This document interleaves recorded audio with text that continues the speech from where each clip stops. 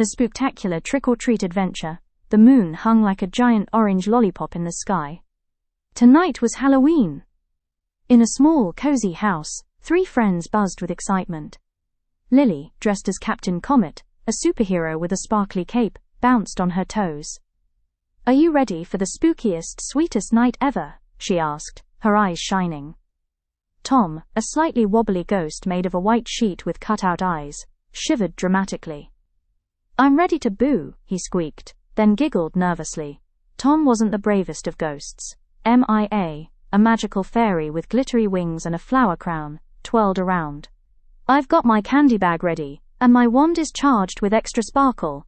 They gathered their bags, checked their costumes one last time, and stepped out into the cool autumn air. The street was transformed. Skeletons danced on lawns, inflatable pumpkins grinned from porches, and cobwebs stretched between trees like ghostly cotton candy. "Wow!" Lily exclaimed. "Spooky Street is spooktacular." As they walked, a small furry creature fluttered down from a tree. It was Barnaby, a friendly bat with oversized ears and a goofy grin. "Greetings, trick-or-treaters," Barnaby chirped. "I'm Barnaby, and I'll be your guide tonight. Follow me to the best candy spots in town." Barnaby led them to the first house, where a wobbly witch with a crooked hat stood stirring a cauldron of bubbling green goo. "Trick or treat," the friends shouted. "Ah, young adventurers," the witch cackled. "To earn your treat, you must tell me what is a witch's favorite subject in school." Tom gulped. MIA tapped her wand nervously. But Lily, ever the brave superhero, stepped forward. "Spelling," she declared. The witch let out a hearty laugh and dropped a handful of chocolate coins into their bags. At the next house, they met a clumsy Frankenstein who kept tripping over his own feet. To get their candy, they had to help him untangle a string of Halloween lights.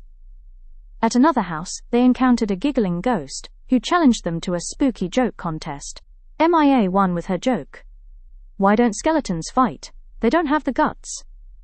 Their bags grew heavier with each stop, filled with lollipops, gummy worms, and chocolate bars. But Tom started to get a little greedy. He began stuffing all the best candies into his own bag, leaving the smaller treats for Lily and MIA. Barnaby the bat noticed Tom's behavior. He swooped down and whispered in Tom's ear, "Remember, Halloween is about sharing and kindness, not just about getting the most candy."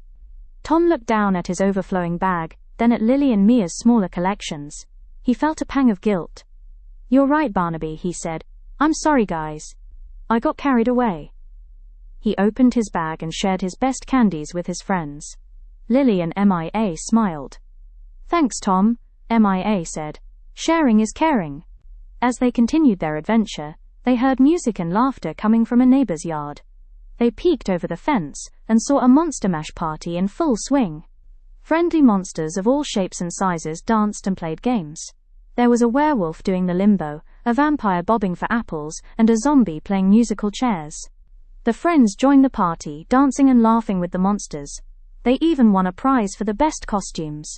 Finally, they reached the last house on Spooky Street. It was a small, cozy cottage with a warm light glowing in the windows. A kind old woman with a twinkle in her eye opened the door. "Welcome, little trick-or-treaters," she said. "I have a special treat for you tonight." She handed them each a homemade cookie, shaped like a pumpkin and a bat. The cookies were warm and delicious, the perfect ending to their adventure. Tired but happy, the friends returned to Lily's house. They spread their candy out on the floor and admired their haul. "This was the best Halloween ever," MIA said. "I agree," Lily exclaimed. "We faced spooky challenges, danced with monsters, and got tons of candy," Tom smiled. "And I learned that sharing is much more fun than hoarding." They shared their candy, told spooky stories, and laughed until their bellies ached. As the night drew to a close, they realized that the best part of Halloween wasn't the candy or the costumes. It was spending time with friends and spreading joy.